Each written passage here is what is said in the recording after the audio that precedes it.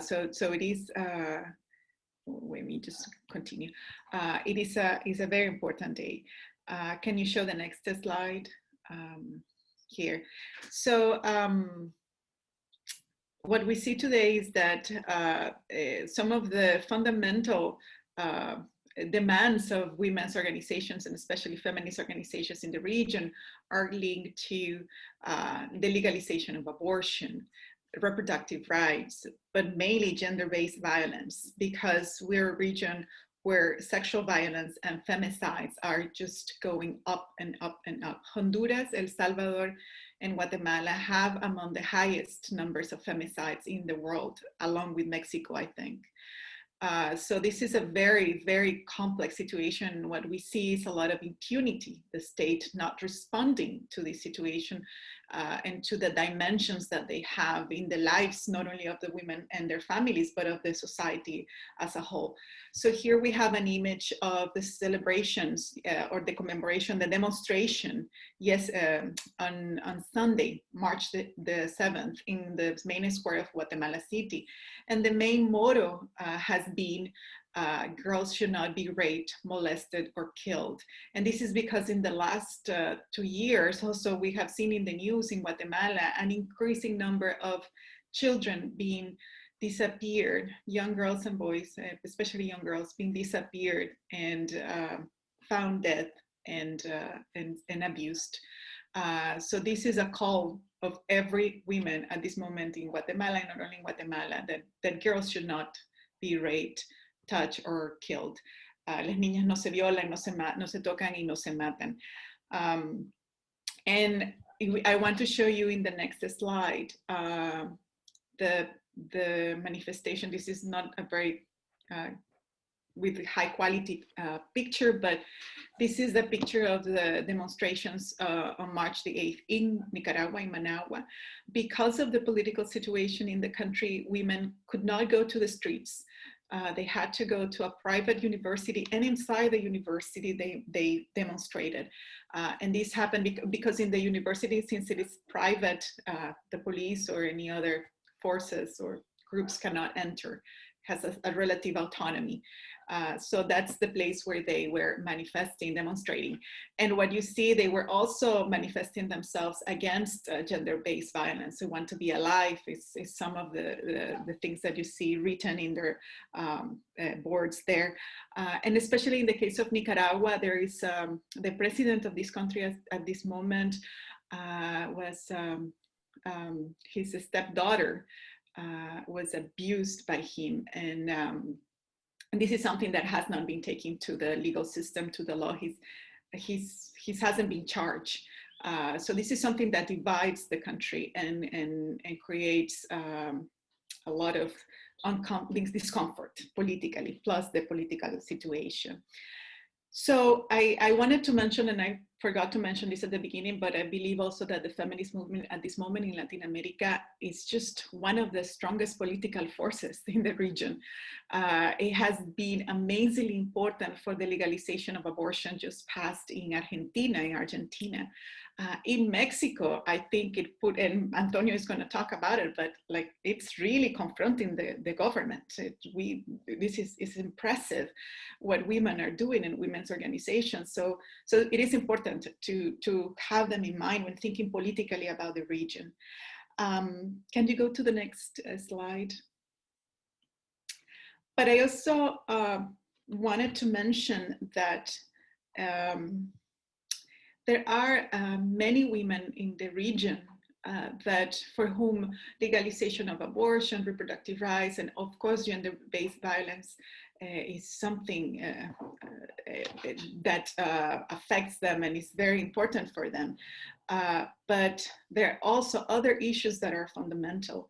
And one of them is the struggling for the rights of their communities, for the possibility of continuing in their communities, in their territories, having access to land, to water. So these are women who are fighting for the survival of their ways of life.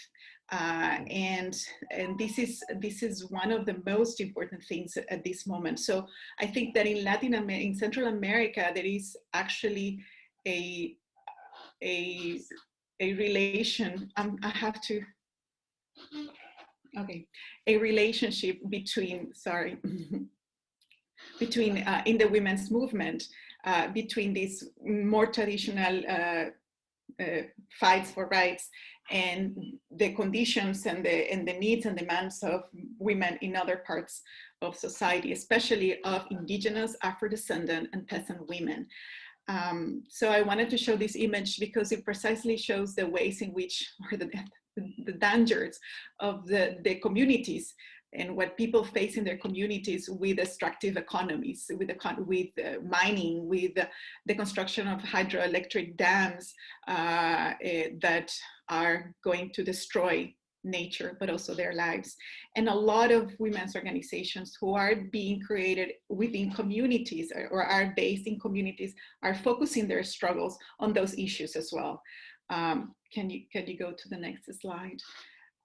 So I wanted to mention, for instance, the work that Lorena Cabnal has done in Guatemala. And Lorena Cabnal, who is an indigenous feminist, has talked about the territory as your body and fighting for our bodies as our first territory, but also for fighting for the territory land, which is our communal territory.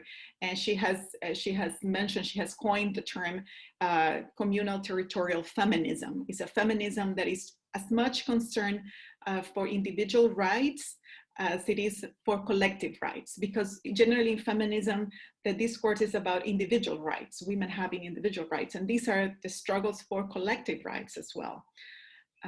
Can you go to the, and this is the picture before is a performance. Regina Galindo is a famous artist in Guatemala, and this is an image of a performance she undertook there. And so I wanted to show the images of two women that are invited to the classes that we teach in Guatemala and who talk about these issues. The first one is Maria Guadalupe Garcia. She was a refugee in Mexico during the Guatemalan War, and she's now back in Guatemala, where she's working with her community. And she says, we want to be free and alive in our territories. So she's linking the struggles for reproductive rights, for the end of gender-based violence, for the end of femicides, along with the struggles for territory. She's not making a separation between them, but a link between them. And the second person is Lorena Cabnal, and Lorena is an amazing person who is also emphasizing the need of integrating healing aspects in the political work that women and men do. And so she has said, we have to reclaim happiness without losing indignation in our political struggles, because political struggles of feminists, but also of any other people in the region and in the world, they are not only exhausting, but also actually extremely dangerous. Human rights defenders are being killed in the region in amazing numbers. So in the next slide. So these were some of the people invited to the courses. I will be teaching a course online this summer that is called Cross-Cultural Perspectives, Feminisms in the Americas, where we talk about some of these issues, especially the communitarian territorial feminist propositions of Lorena Cabnal, who is invited to that course to talk with us. And in the fall, I'll be teaching in the aftermath of war, history, memory, and transitional justice in Central America, where I'll be talking about the effects of the war in what we live today, especially in focusing on the experiences of indigenous women during the war and in the aftermath. So this is briefly what I wanted to mention, and if anybody have a question, I guess I can answer after Antonio. Sure, that sounds good. Thank you. Thank you so much for that presentation. Okay, we'll move on to Mexico. Okay, so thank you. I have questions, Fernanda, but I'll take them at the end. But yeah, this is a picture that Lucy chose, and I like it very much. This is a women's co-op in Oaxaca. It's not where I live, but it's a state that has a lot of indigenous population, and where I go every year with nurses from the Augsburg department, from the graduate studies program, because they study traditional medicine. And so we go and we stay, we do a rural homestay. And this is a group of a collective that's called Nueva Vida, New Life. And they're Zapotec indigenous women. And as you know, or maybe not know, but in Mexico, the poorest are the indigenous people. We were gonna have a census this year, but with the pandemic, it stopped. So we still are, we're gonna have a little more information, but it's about 10% of the population. And if you add the gender perspective of this 10 million or more indigenous people, of course, the poorest are the women. But these women got together, created a co-op. They're wonderful healers. They're wonderful weavers. They do these beautiful rugs that you can see there. This is how they dye their wool, and they're also amazing cooks. So these are some of the speakers that we have. There's similar ones that we have here in the Cuernavaca area where I am. So if you go with the next slide. So because I'm a historian and I can't help it, you know, I always like to give background historical information. So just quickly, Mexico got, the women got the vote in 1952. So it's not that old, 60, 70 years ago. And as you know, in the first wave of feminism, women only wanted to vote, but they never thought they could be voted for. So that has changed over the years. And little by little, the women asked for 10% of the candidates. And now we have the gender quota of 50-50. So all political parties and all elections, there have to be 50% women candidates and 50% men. So that's a good step. But of course, the trick is, you know, like the candidate is a woman, but the substitute is a man. When they get there, then he takes over. So they find ways to go around it. But for the most part, I would say that they have definitely more participation, political participation. And we haven't had, of course, a women president, but neither the US nor Canada, and Latin America has had 11 women presidents. So this machismo in Latin America, I don't know, we could discuss about it, but yeah, Latin America has had more women presidents. Yes, the things are changing. So if we go to the next slide. So like Fernanda said, the claims I would say would be one, sexual and reproductive rights, and the other is gender violence. So abortion is a very controversial issue here, like in most Latin America, because we are 80 or 90% Catholic. Mexico City is very progressive, so they did pass a law that abortion is permitted in 2007, of course, with the opposition, with the president, with the bishops. But it is possible in Mexico City, but 18 states have penalized it.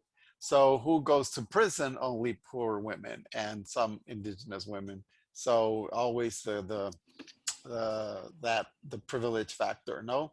But it was celebrated, of course, by groups that worked hard for this to happen. Oaxaca, the state where I showed the first image of, that has a lot of indigenous women, just approved abortion.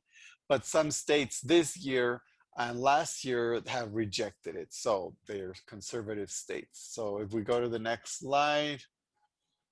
And this is when the voting happened in 2007. So you can see very polarized issue, you know, some people against, some people in favor, and the police stopping them from killing each other. And a lot of these issues like gay marriage, the images are very, very similar. Next slide. Another big issue here are the feminicides, the hate crimes towards women. And this started way back in '93 when the Muertas de Juárez, all these women were killed in Juárez. At first they thought it was a serial killer. Then no, that it had to be more people. And basically they were poor women working in maquiladoras in factories. No? So again, the poor women are the targets, and this has decreased, but now there's feminicides all over the country with very, very, very high rates. And this got even international attention, like in the image you see there, because Ciudad Juarez, the other side is El Paso. So it does affect, it's a bilateral issue. And so this called the attention of famous women in the US too. Next slide. And last year, the protest changed, the march changed completely to a very more radical and more violent, no? So last year in March, the protest got very, very, very violent. The government is really not doing anything very radical to change things, to solve feminicides. So you can see it got very, very violent, and this was followed by a strike next day. If you look at the strike, the next image.